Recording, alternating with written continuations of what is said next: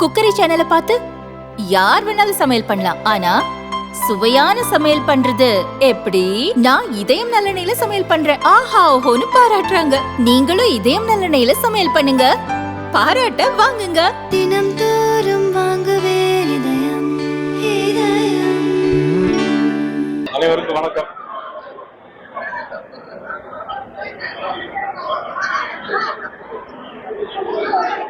இன்னைக்கு காலையில மாண்பு பாரத பிரதமர் நரேந்திர மோடி அவர்களுடைய பிறந்த நாள் செப்டம்பர் 17 வருகிறது. அந்த நிகழ்வை 2 வாரமாக கொண்டாட வேண்டும் என்பதற்காக கோயம்புத்தூரில் நடந்த நிகழ்ச்சியிலே கலந்து கொண்டு என்பது இப்பொழுது என்னுடைய அன்பு தம்பி மதுரை மாநகர் மாவட்ட தலைவர் மாரிச்செல்வத்தினுடைய சகோதரருடைய திருமணத்தில் கலந்து கொள்வதற்காக மதுரை வந்தோம். இங்கேயும் உங்களை இந்த சூடான நேரத்தில் சந்திப்பதில் முக்கிய மகிழ்ச்சி அடைகிறேன்.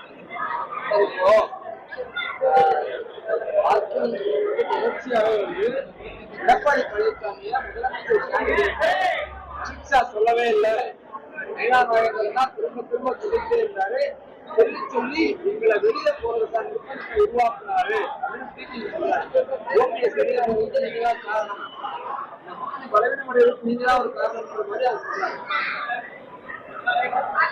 அது என்ன காரணம் சொல்றாரு? நீங்கதான் அமித்ஷா சொல்றதுக்கு வேற வேற அர்த்தம் வச்சு தமிழ்நாட்டை நீங்க தான் சொல்லிட்டு இருக்கீங்க. அமித்ஷா எடப்பாடி பழனிசாமி சிஎம் கேண்டிடேட் சொல்லல, அதிமுக ஒருத்தர் தான் சொன்னாரு. ஆனா இவர் எடப்பாடி தான் சிஎம் கேண்டிடேட் சொல்லிட்டு இருக்காரு. மாண்புமிகு மதிப்பிற்குரிய நான் இப்பொழுதும் நேசிக்கிற டிடிவி சார், நாங்களாம் டிடிவி சார்னு தான் சொல்ல வரோம். நான் மட்டுமல்ல, என்னை சார்ந்த நிறைய பேர் டிடிவி சார்ந்த மரியாதையை கொடுப்பாங்க. அதே மரியாதை எனக்கு இன்னைக்கு உண்டு, நாளைக்கு உண்டு. 2001 ஆட்சி மாற்றம் ஏற்படுத்துவது என் போன்றவர்களுக்கு ஒரு அங்கீகாரம் கொடுக்கிற வகையில் புரட்சிகரமாக இருந்தார்கள். அது உதவியாக இருந்தவர் மாண்புமிகு டிடிவி தினகரன் டிடிவி சார் அவர்கள். இன்னைக்கும் நான் அதை நன்றியோடு நினைத்து பார்க்கிறேன். 2021 ஆண்டு தேர்தலில் அவர்கள் தனியாக இருந்தார்கள். அப்போது நாங்கள் எடப்பாடி திரு பழனிசாமி அவர்களோடு கூட்டணி. அப்பொழுது என்னுடைய ஒரு பொதுக்குழு நடந்ததுன்னா சில விஷயங்களை சொல்லக்கூடாது இருந்தால் நான் சொல்றேன். ஏன்னா உங்களுக்கு ரொம்ப இன்ட்ரெஸ்டிங்கா இருக்கும். அப்போ ஒரு சில கூட்டத்தில் கலந்து கொள்ளும் போது நான் டிடிவி சார், சின்னம்மா எல்லாரோடு இருந்தால்தான் நம்முடைய ஆட்சி அமைக்க முடியும் என்று நான் அன்றைக்கே என்னுடைய உயர்மட்ட கூட்டத்தில் தான். ஆனால் மற்ற கட்சிக்காரர்களுக்கு தெரியும், என்னுடைய கட்சிக்காரர்களுக்கு தெரியும், ஆனா உங்களுக்கு தெரிய வாய்ப்பு. அந்த அளவுக்கு மதிப்பு வைத்திருக்கிற நாங்கள். அதன் பிறகு பாராளுமன்றத்தில் அதிமுக எங்களோட கூட்டணி இல்லை, ஆனால் டிடிவி சார் எங்களோட கூட்டணி இருக்கிறார். அதுவும் ஒரு பக்கபலமாக இருக்குது. உண்மை மறுக்க முடியாது. மற்ற அரசியல்வாதிகள் மாதிரி நான் சும்மா உங்களுக்காக ஒன்றும் அவங்களுக்காக நான் சொல்ல முடியாது. ஒரு காலகட்டத்தில் மதிப்புள்ள டிடிவி சார் அவர்கள் அமித்ஷா அவர்கள் யாரை முதலமைச்சர் சொல்றாங்களோ அவங்களுக்கான வேலை செய்ய தயார் அப்படின்னு என்கிட்ட சொன்னாங்க. நான் அவங்கள்ட்ட கலந்துரையாட இருக்கேன். ஆக இப்படியாப்பட்ட சூழ்நிலையில் இன்னும் தேர்தலுக்கு 7 மாசம் இருக்கு. ஆனா சில காலகட்டங்களில் சில அரசியல் மாற்றங்கள் வந்திருக்கலாம், சில மனவர்த்தம் கூட ஏற்பட்டது. ஆனா அதையெல்லாம் அவங்களுடைய அகில இந்திய தலைமையோட பேசி கூட தீர்த்திருக்கலாம். இல்லை என்றாலும் பரவாயில்லை, இன்னும் காலம் இருக்கிறது. நம்மளுடைய நோக்கம் என்ன? டிடிவி நோக்கம் என்ன? திமுக ஆட்சி வரக்கூடாது. எங்களுடைய நோக்கம் என்ன? திமுக ஆட்சி வரக்கூடாது. ஒருமித்த கருத்து உள்ளவரை ஒன்றாக சேர்ந்தால் அவருடைய லட்சியங்கள் நிறைவேறும். இதை தவிர்த்து விட்டு சூழ்நிலை காரணமாக வெளியேறிவிட்டால் அதற்கு நான் பொறுப்பாக நான் இப்பொழுதுதான் மாநில தலைவராக வந்து நான் அவர்களுக்கு கட்சியை பலப்படுத்துகின்ற நிலையில் எனக்கு அதிமுக வரும்போது எல்லாருமே நண்பர்கள் தான். அதனால யாரும் வெளியேறுவதற்கு நான் காரணமாக இல்லை என்று நான் நீங்கதான் ஏன்னா உங்களை நம்பிதான் உங்களோடதான் தேசிய ஜனநாயக இருக்காங்க. அப்போ உங்க பிள்ளைகளை உங்களோட எதிர்த்து காப்பாற்றணும் அவங்களுக்கு கூட வச்சிருந்த இருக்குல்ல 2 பேர் வெளியே போறாங்க. வெளியே போனப்பே கடிப்பட்ட நீங்க அதாவது டிடி சார் அவரை பத்தி தான் பேசணும்.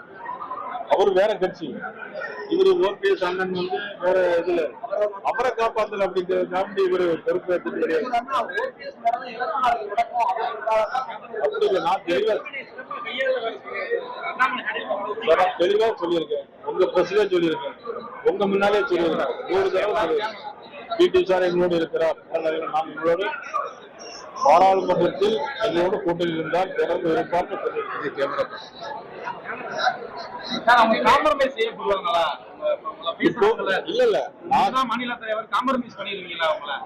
அவர்கள் சொன்னால் நான் நேரடியாக போய் பேச தயாராக இருக்கேன். அது கூட டிடி சார் நான் தயாராக எடப்பாடி இல்லாத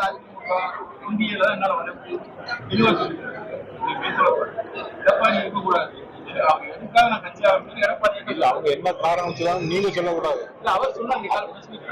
அது எனக்கு தெரியாது. நான் மீட்டிங்ல இருந்தேன். அவர்கள் சொன்னதுனால நீங்க சொன்னீங்க நான் நம்ப முடியாது. அது காலம் தான் பதில் சொல்லும். பார்க்கலாம். நிச்சயமா நடக்கும் சார். சார் குறிப்பா அவர் என்ன சொல்றாருன்னா ஓபிஎஸ் வந்து உங்களுக்கு போன் பண்ணதாகவும் நடந்து முடிஞ்ச பிரச்சனை சார். இவர் ஏன் வெளியே போனாருன்னு மட்டும் சொல்லுங்க சார். அவர்கிட்ட கேளுங்க. அதாவது 19 ரூபா எடப்பாடி இல்ல என்ன செய்யணும், எங்களுக்கு எது நெருடல், எங்களுக்கு என்ன பிரச்சனை பாஜக தெரியும், தெரிஞ்ச சால்வ் பண்ணல, அதனாலதான் வெளியே போறேன். இன்னொன்னு எடப்பாடி தான் சிஎம் கேம்பெயின் 9 தான் சொல்லிட்டே இருக்காரு. அண்ணாமலை எந்த புகழாக போச்சு. அண்ணாமலை சொல்லியிருக்காரு திருநெல்வேலி நடந்த மாநாட்டுல அமித்ஷா முன்னிலையில அண்ணன் எடப்பாடி முதலமைச்சர் சொன்னாரு. அதுக்கு நீங்க உங்களுடைய பதில் என்ன?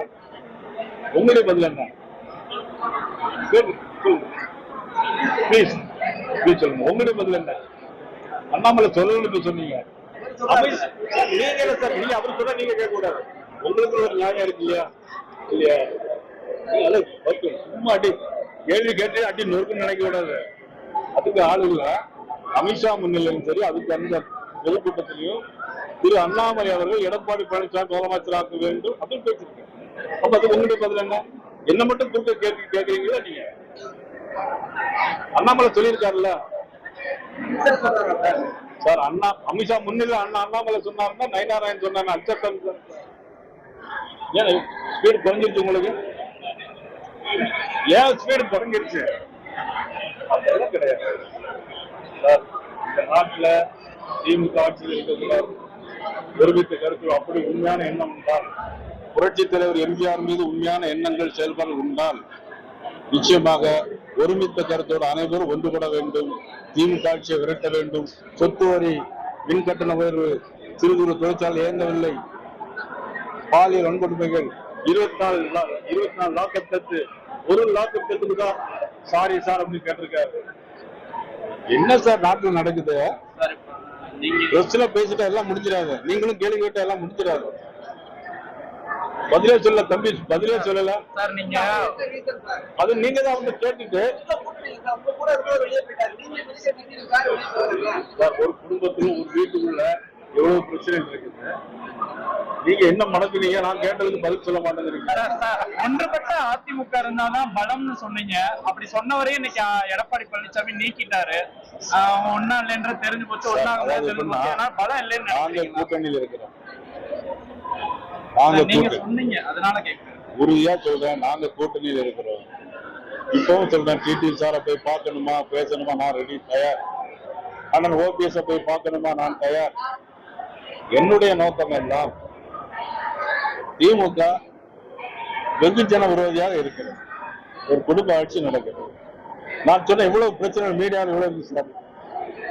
ஆனா எல்லா மீடியாவும் எங்களை நோக்கியே வந்துட்டு இருக்குது. எங்களை தான் மடக்கி மடக்கி கேள்வி கேட்டுட்டே இருக்கிறீங்க. இல்ல சார், இப்ப அண்ணாமலை இருக்கான்னு நினைக்கிறீங்களா? ஏன்னா வெளியில சொல்றாங்கல்ல, எல்லாருக்கும் சார் திரு அண்ணாமலை அவர்கள் எங்களுடைய கட்சி சார். அவரு ஏன் அவருக்கு முன்னாடி போக வேண்டிய அவசியம்? மதிப்பு இல்லைன்னு உரிய மதிப்பு யார் சார் சொன்னா? அன்னைக்கு நகை திருட்டு வழக்குல வந்து ஊராட்சி மன்ற திமுக ஊராட்சி மன்ற தலைவர் வந்து கைது செய்யப்பட்டிருக்காங்க. அவங்க மேல ஏற்கனவே 20க்கும் மேற்பட்ட வழக்குகள்லாம் இருக்குன்ற மாதிரி சொல்லியிருக்காங்க சார். இந்த நாட்டுல சட்ட ஒழுங்கு கிடையாது. நான் பேசிட்டு இருக்கேன் சார். சட்ட ஒழுங்கு எங்க சார் இருக்கு? டிஜிபி ஆபீஸ் முன்னால கேமரால பதிவாயிருக்கு. ஆளை பிடிச்சு அடிக்கிறாங்க. திமுக கூட்டணி சேர்ந்த என்ன சார் நடவடிக்கை எடுத்தாங்க? ஒரு பாட்டாளி மக்கள் கட்சி தலைவர் மீது அடிக்கிறாங்க. என்ன சார் நடந்துருச்சு? ஆனா இன்னைக்கு மத்திய அரசு ஒரு சட்டம் போட்டா பெரிய விமர்சனம் பண்றாங்க. ஆனா பேஸ்புக்லயோ ட்விட்டர்லயோ பாரதிய ஜனதா கட்சிக்காரங்க ஏதாவது ஒரு சின்ன ஒரு ட்வீட் போட்டாக்கி அவங்களை பிடிச்சி அரெஸ்ட் பண்ணி உள்ள வச்சிருக்காங்க. ஆனா இது பாரத நரேந்திர மோடி அவருடைய தாயார் மீது அந்த ஆர்ஜேடி கட்சியுடைய தலைவர் என்ன சார் நடக்கிறாங்க? எங்க சார் நியாயம் இருக்கு? எந்த நியாயத்தை யாரு பேசுறாங்க? பிரச்சனை கேட்கறீங்களா? மீடியால கேட்கறீங்களா? எல்லாம் ஒருதலை பட்சமா இருக்கு. சார், இப்ப செங்கோட்டையனோட நீக்கத்தை எப்படி பாக்குறீங்க? ஒன்னா சேரணும்னு சொன்னவரே தூக்கிட்டாரு, நீங்களும் ஒன்னா சேரணும் தான் சொன்னீங்க, அவரே தூக்கிட்டாங்க. அப்ப உங்களோட கருத்து இதெல்லாம் என்ன ஆனது? உங்களுடைய கருத்து உங்க இண்டிபெண்டா இருக்கிறீங்க. உங்களுக்கு ஒரு பிரச்சனை நான் சொல்லத்தான் முடியும். உங்க குடும்பத்துல ஏன் செய்யணும்னு உங்களை நான் தட்டி வைக்க முடியும். நான் கம்பல் பண்ண முடியும். பலம் இல்லாம போகுதுல்ல சார்? பலம் வரும் சார். 7 மாசம் இருக்கு. பலம் வரும். நல்ல நாட்டுக்கு வளம் வரும். நல்ல ஆட்சியும் வரும். நன்றி, வணக்கம். மக்கள் வந்து தெளிவா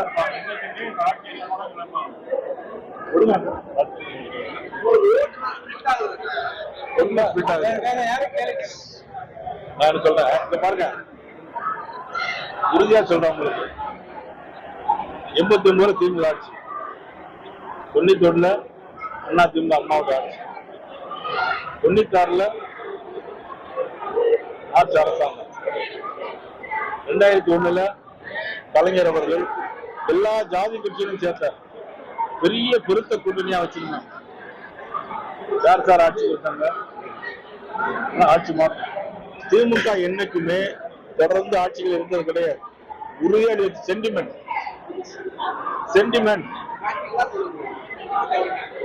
பிராக்டிகலா சொல்றேன். எழுதி வச்சிருங்க. 2026 நான் தனிப்பட்ட முறையில் உங்களை நான் வந்து பார்ப்பேன். எங்களுக்கு ஆட்சி மாற்றம். வார்த்தைகளை மாற்றக்கூடாது. ஆட்சி மாற்றம். திருமாவளவன் கூட என்ன சொல்றாருன்னா, அந்த செங்கோட்டையின் பின்னாடி வந்து பாஜக தலைமை தான் இயக்குறாங்க. அவங்கள நான் சொல்லுறேன், இது பிரச்சனைக்கெல்லாம் பிரச்சனை அப்படி கிளப்பி விட்டே இருக்காங்க. உறுதியா சொல்றேன், யாருடைய பின்னாடியும் தமிழக பாரதிய ஜனதா கட்சி, அகில இந்திய பாரதிய ஜனதா கட்சி உறுதியா கிடையாது. உங்களுக்கு தெளிவா சொல்றேன். இனிமேல் இந்த கேள்வியை திருப்பி நீங்க எங்கேயுமே கேட்க வேண்டிய அவசியம் இல்லை. குறிப்பா உங்க 10 பேர் முக்கிய நிர்வாகிகளை டெல்லி கூப்பிட்டுருந்தாங்க. அண்ணாமலை கலந்துக்கல அப்படின்னு பேசினாங்க. அதுக்கு வந்து அவர் ஒரு அதிருப்தியில இருக்கிறதா காரணம். விரைவில் அவர் தனி கட்சி தான் எழுதுறாங்க. சரி, அவங்களே திரு அண்ணாமலை அவர்கள் என்ன பேட்டி கொடுத்தாங்க?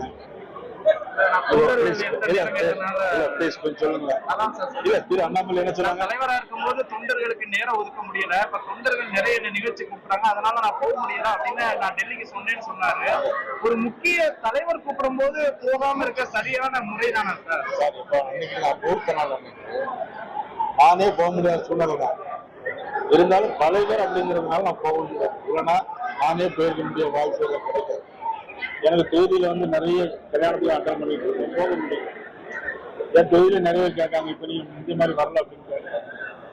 இந்த மாதிரி சில வாய்ப்புகள் வந்து குடும்பத்தோட நிகழ்வுகள் இருந்து போயிருக்கேன். வேற நான் போலாமா சாப்பிட?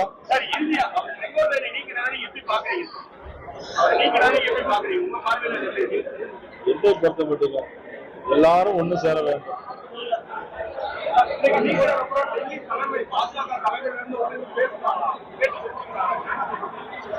அதாவது இந்த காலத்துல எல்லாம் வந்து யார்கிட்டையும் எதையும் கேட்டு தர வேண்டிய அவசியம் இல்லை. இந்த நிகழ்ச்சி நடக்கிறதுக்கு முன்னாடி நான் போயிட்டே இருக்கு செய்தி. உங்களுக்கு மட்டும் இல்ல, பாரதிய ஜனதா கட்சி மட்டும் இல்ல, காங்கிரஸ் கட்சியா இருந்தாலும் சரி, இப்போ இங்க பேசிக்கிட்டு இருக்கும்போது அங்க எல்லாம் பார்த்துட்டு கமெண்ட் கீழே போட்டுட்டே இருக்காங்க. இப்ப நான் எனக்கு போட்டுட்டே இருப்பாங்க. சாப்பிட வரீங்களா? எல்லாரும் ஒன்றும் சேரணும்னு சொல்றீங்கல்ல, கூட்டம் சேர்த்து சொன்னவரே சொல்லிட்டாரு சார். அவங்க எடப்பாடி பழனிசாமி அவர் என்ன பேசுறீங்க பத்தி? நீங்க எத்தனை தடவை திருப்பி திருப்பி கேட்டாலும், இன்னும் 100 தடவை கேட்டாலும் நயனார் நாயகன் அப்படின்னு பார்த்தீங்க, எல்லாரும் ஒண்ணு சேர வேண்டும். நீங்க உள்பட அதாவது இந்த பத்திரிகை, media, president of India first, president of நம்ம பிரைம் மினிஸ்டர் செகண்ட். ஆனா 3வது அதிகாரம் யாரு இருக்குன்னா சார் கடைசியா இந்த நாட்டுல நல்லது நடக்க வேணும் அப்படின்னா உங்களுடைய ஒவ்வொரு பேனாவுடைய முனையில தான் இருக்கு. அதை நீங்க சரியான முறையில், நியாயமான முறையில் நீங்க பயன்படுத்த வேண்டும் என்பது என்னுடைய வேண்டும். இந்த பிரச்சனையினால விஜய் மிகப்பெரிய தாக்கத்தை ஏற்படுத்துவாரு. குறிப்பா டிடிவி என்ன சொல்றாருன்னா, விஜயகாந்த் போல விஜய் தாக்கத்தை ஏற்படுத்துவாரு இந்த தேர்தல்லாம். அந்த தாக்கம் வந்து இவருக்கு எதிராகவும் இருக்கும் அப்படின்லாம் சொல்றாங்க. அந்த தேதி போயிட்டாரு. ஒவ்வொருடைய உணர்வும் எண்ணங்களும் என்னுடைய எண்ணம் இல்ல. நான் என்ன சொல்லணும்னா, பாருங்க, எம்ஜிஆருடைய உணர்வுகள், இந்த தேச சிந்தனை இதெல்லாம் இருக்கிற நாட்டு, அவ்வளவுதான். அதை நீங்களும் பயன்படுத்துங்க, நானும் பயன்படுத்தலாம், எல்லாரும் பயன்படுத்துங்க. சாப்பிட போலாமா?